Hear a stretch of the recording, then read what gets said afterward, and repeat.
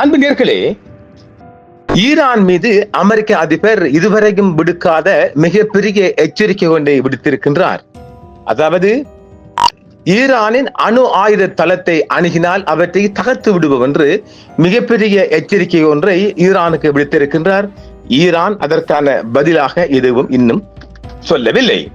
ஈரானின் அணு ஆயுத பொருட்கள் தளம் மிகவும் தீவிரமாக கண்காணிக்கப்பட்டு வருகிறது என்று அதிபர் டொனால்ட் ட்ரம்ப் கூறியிருக்கின்றார். மேலும் அதனை அணுகும் எந்த ஒரு முயற்சிக்கும் உடனடி இராணுவ நடவடிக்கை எடுக்கப்படும் என்றும் அவர் எச்சரித்துள்ளார். ஈரானில் குறிவைக்கப்பட்ட இலக்குகளில் சுமார் 70% அமெரிக்க தாக்குதல்களால் தாக்கப்பட்டுள்ளன என்றும் அவர் கூறியிருக்கின்றார். ஈரானின் அணு ஆயுத பொருட்கள் தளத்தை அணுகும் எந்த ஒரு முயற்சிக்கும் கடுமையான இராணுவ பலம் பயன்படுத்தப்படும் என்றும் அதிபர் டொனால்ட் ட்ரம்ப் அவர்கள் எச்சரித்துள்ளார். மேலும் அமெரிக்கா அந்த தளத்தை தொடர்ச்சியான கண்காணிப்பில் வைத்திருப்பதாகவும் அவர் கூறியிருக்கின்றார். அமெரிக்க அதிபர் டொனால்ட் ட்ரம்ப் நேற்று வழங்கிய பேட்டி ஒன்றில் இந்த அதிரடி எச்சரிக்கையை விடுத்திருக்கின்றார். இதுதான் இன்றைய உலக பரப்பில் மிகவும் இசு செய்தியாக வெளிவந்த வண்ணம் இருக்கின்றது. ஊடகவியலாளர் ஷாரிஸ் அட்கிசன் அவர்களின் ஒரு நிகழ்ச்சியின் போதே இதற்கான பதிலடியை அவர் தெரிவித்திருக்கின்றார். ஈரானின் செறிவூட்டப்பட்ட யுரேனியம் மற்றும் அணுசக்தி தளங்கள் அமெரிக்காவின் தீவிர கண்காணிப்பில் இருப்பதாகவும் அவர் தெரிவித்திருக்கின்றார். அதன் ஒவ்வொரு அசைவும் எமது கண் பார்வையில் இருப்பதாகவும் அவர் தெரிவித்திருக்கின்றார். ஸ்பேஸ் ஃபோர்ஸ் கண்காணிப்பு, அதாவது ஸ்பேஸ் போர்சஸ் கண்காணிப்பு, அமெரிக்காவின் விண்வெளி படை மூலம் ஈரானின் அணுசக்தி மையங்கள் ஒரு அங்குலம் விடாமல் கண்காணிக்கப்பட்டு வருவதாகவும் அவர் தெரிவித்திருக்கின்றார். யாராவது அங்கே நுழைந்தால் அவரின் பெயர், முகவரி, அடையாள அட்டை எண் வரை எங்களால் சொல்ல முடியும் என்றும் அவர் குறிப்பிடுகின்றார். யாராவது அந்த இடத்தின் அணுசக்தி தளம் அருகே செல்ல முயன்றால் எங்களுக்கு உடனடியாக தெரிந்துவிடும், நாங்கள் அவர்களை அங்கேயே தகர்த்து விடுவோம் என்றும் மிகவும் காட்டமாக எச்சரித்திருக்கின்றார். We will blow them up என்று சொல்கின்றார். முக்கிய இலக்காக ஈரானில் உள்ள செறிவூட்டப்பட்ட யுரேனியத்தை கைப்பற்றுவது அமெரிக்காவின் முக்கிய நோக்கம் என்றும் அதை எப்போது வேண்டுமானாலும் தாங்கள் தகர்த்து விடுவோம், அதை அடைந்து விடுவோம் என்று சொல்கின்றார்.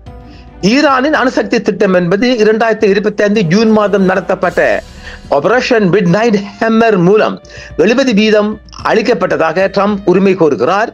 எனினும் எஞ்சியுள்ள யுரேனியத்தை ஈரான் பயன்படுத்துவதை தடுக்கவே இந்த தொடர் எச்சரிக்கை என்றும் அவர் தெரிவித்திருக்கின்றார். இந்த வார தொடக்கத்தில் பத்திரிகையாளர் ஷாரிஸ் அட்கிசனுக்கு அளித்த பேட்டியில் அமெரிக்க படைகள் அந்த பொருட்களை எப்போதாவது ஒரு கட்டத்தில் கைப்பற்றும், நாங்கள் விரும்பும் போதெல்லாம் நாங்கள் அதை கண்காணித்து வருகிறோம் என்றும் ட்ரம்ப் தெரிவித்திருக்கின்றார். அந்த தளம் மற்றும் அமெரிக்காவின் கண்காணிப்பு திறன்களை குறிப்பிட்டு அவர் மேலும் கூறியதாவது, நான் ஸ்பேஸ் போர்சஸ் என்ற ஒன்றை செய்தேன். யாராவது உள்ளே நுழைந்தால் அவர்களால் அவருடைய பெயர், முகவரி, அடையாள அட்டை எண் ஆகியவற்றை கூற முடியும். இல்லை, நாங்கள் அதை மிகவும் தீவிரமாக கண்காணித்து வருகிறோம். பின்னர் அவர் ஒரு கடுமையான எச்சரிக்கையை விடுத்தார். யாராவது அந்த இடத்திற்கு அருகில் வந்தால் அது எங்களுக்கு தெரிந்துவிடும் என்றும் நாங்கள் அவர்களை தகர்த்து விடுவோம் என்றும் சொல்லுகின்றார். பிப்ரவரி 28 அன்று போர் தொடங்கியதிலிருந்து ஈரான் மீது அமெரிக்காவும் இஸ்ரேலும் நடத்திய தாக்குதல்களின் அளவை கருத்தில் கொண்டு அந்நாட்டை மீண்டும் கட்டமைக்க 2 தசாப்தங்கள் தேவைப்படும் என்றும் ட்ரம்ப் தெரிவித்திருக்கின்றார். ஈரான் பலவீனப்படுத்தப்பட்டுள்ளது, ஆனால் முற்றிலுமாக அழிக்கப்படவில்லை என்று அவர் வாதிட்டார். இன்னும் 2 வாரங்களுக்குள் சென்று ஒவ்வொரு இலக்கையும் எங்களால் தாக்க முடியும் என்று கூறிய அவர், அமெரிக்கா ஏற்கனவே தனது இலக்குகள் சுமார் 70% தாக்கியுள்ளது என்றும் குறிப்பிட்டார். ஈரான் ஒரு அணு ஆயுதத்தை வைத்திருக்க நாங்கள் அனுமதிக்க முடியாது, ஏனென்றால் அவர்கள் பைத்தியக்காரர்கள்.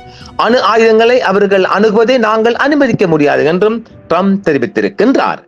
இதற்கிடையில் போரை முடிவுக்கு கொண்டு வருவதற்கான சமீபத்திய அமெரிக்க முன்மொழிவுக்கு ஈரான் தனது பதிலை ஞாயிற்றுக்கிழமை பாகிஸ்தான் மத்தியஸ்தத்துக்கு அனுப்பி இருக்குது இல்லையா, அதை நாம் ஏற்கனவே சொல்லி இருக்கிறோம்.